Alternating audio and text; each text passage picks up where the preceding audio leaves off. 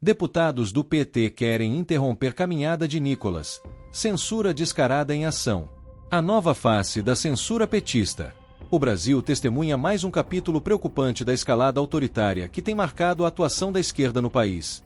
Deputados do Partido dos Trabalhadores solicitaram formalmente à Polícia Rodoviária Federal que interrompesse a caminhada do deputado federal Nicolas Ferreira, num episódio que expõe com clareza cristalina a mentalidade antidemocrática que permeia setores significativos da política brasileira. A tentativa de barrar uma manifestação legítima de um parlamentar eleito pelo povo revela muito mais do que simples divergência política. Estamos diante de uma estratégia deliberada de silenciamento, típica de regimes que não toleram vozes dissonantes. O pedido de intervenção policial contra uma atividade pacífica demonstra o quanto a esquerda brasileira se distanciou dos valores democráticos que tanto proclama defender em seus discursos. Nicolas Ferreira, deputado federal por Minas Gerais e um dos parlamentares mais votados da história do país, representa precisamente aquilo que incomoda profundamente o establishment político: autenticidade, conexão genuína com o povo e coragem para enfrentar narrativas hegemônicas. Sua caminhada pelo Brasil não é apenas um ato político, mas uma demonstração de que a política pode e deve ser exercida nas ruas, em contato direto com cidadãos, longe dos gabinetes climatizados de Brasília. O medo da esquerda do contato popular. A reação desesperada dos deputados petistas não é coincidência. Eles sabem exatamente o que está em jogo.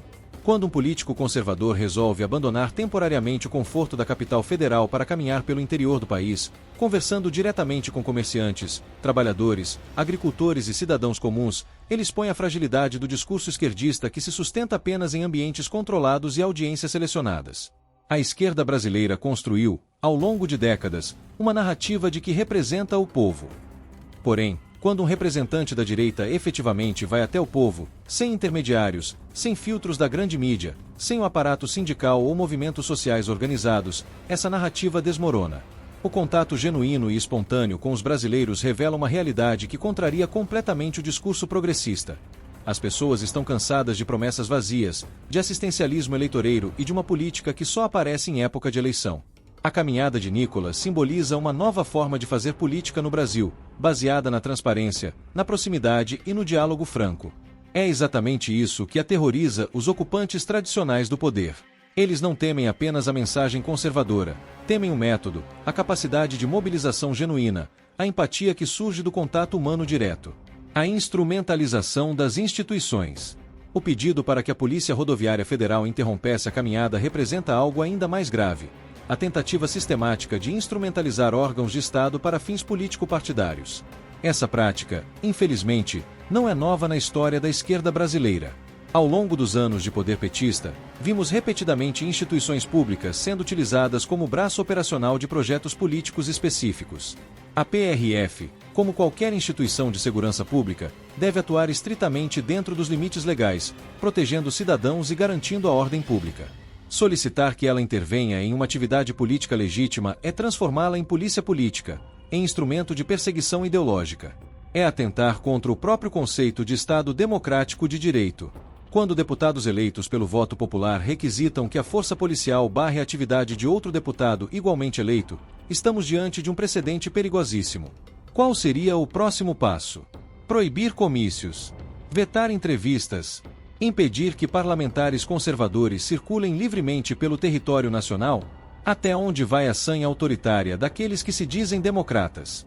O duplo padrão progressista. Há um elemento de hipocrisia gritante neste episódio que não pode passar despercebido.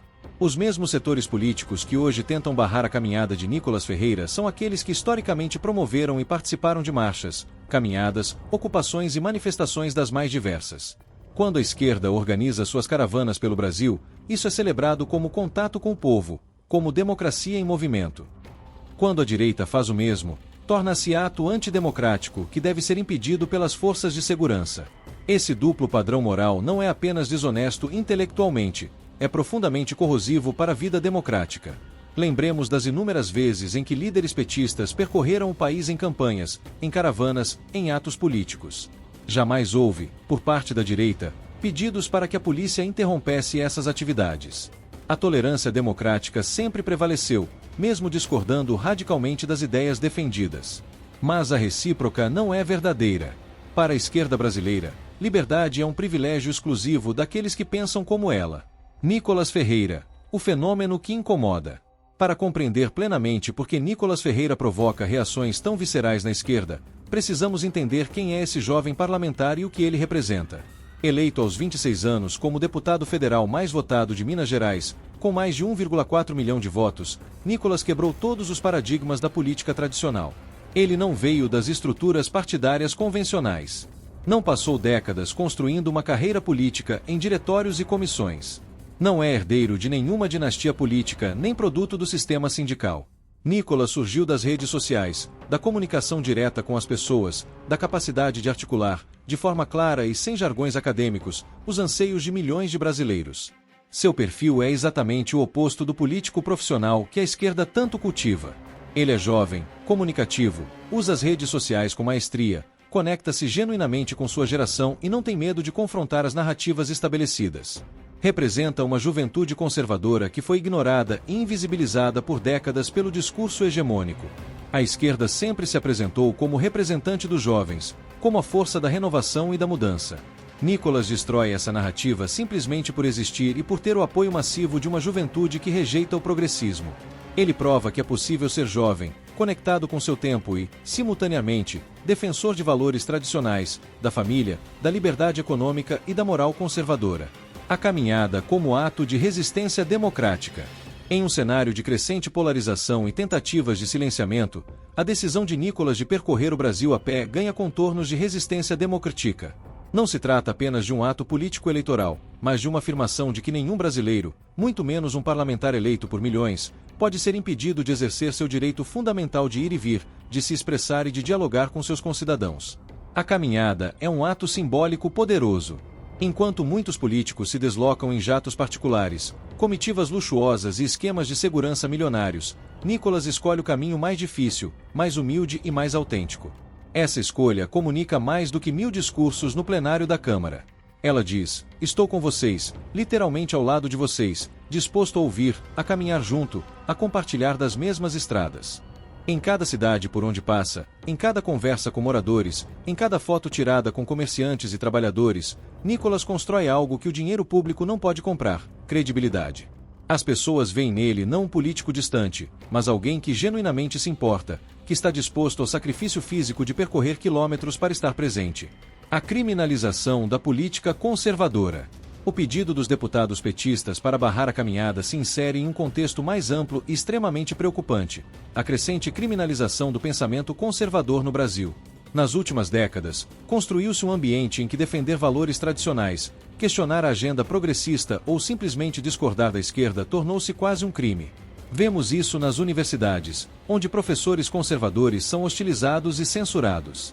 Vemos nas redes sociais, onde perfis de direita são sistematicamente banidos ou têm seu alcance reduzido. Vemos na mídia tradicional, onde opiniões conservadoras raramente encontram espaço.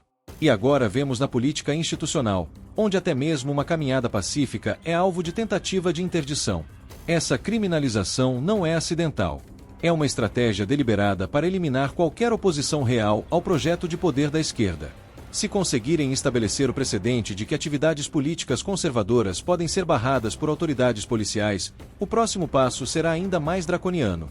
A história nos ensina que regimes autoritários sempre começam assim: primeiro deslegitimando o adversário, depois cerceando sua capacidade de comunicação e organização, e finalmente criminalizando sua própria existência política. Não podemos permitir que o Brasil siga esse caminho sombrio. O papel das redes sociais na nova política.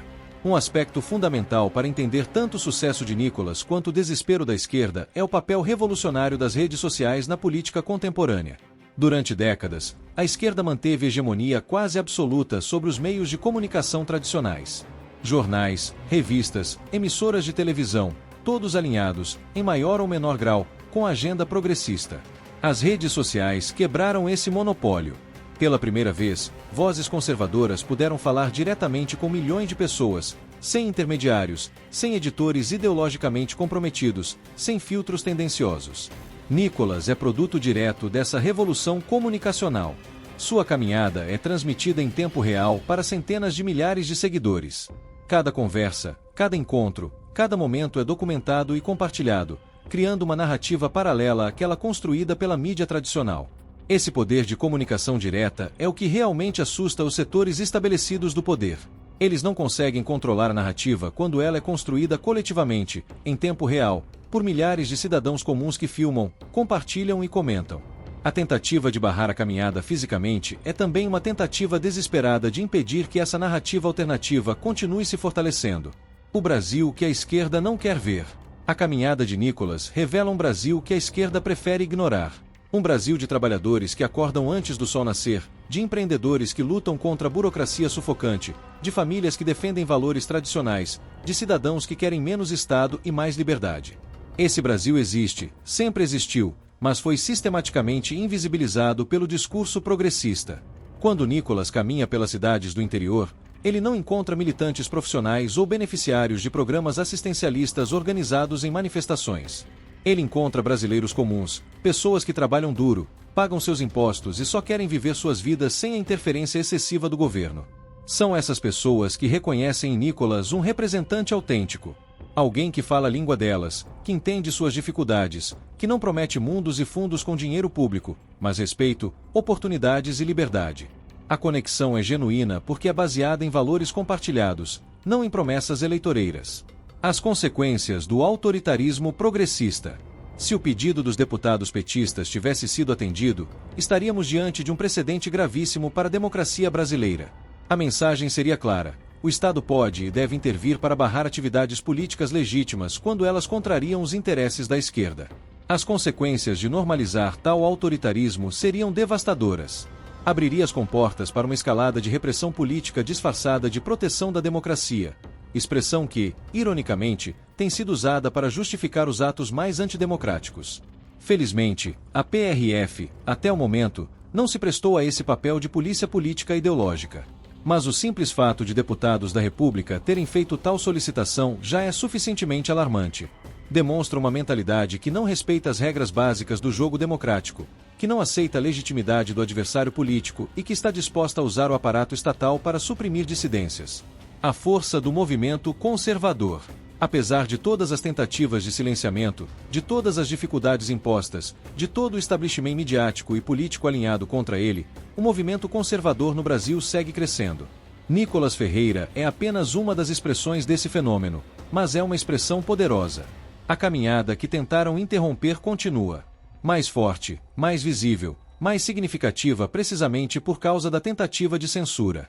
Cada ataque da esquerda ao movimento conservador acaba fortalecendo, expondo a verdadeira face autoritária daqueles que se dizem democratas.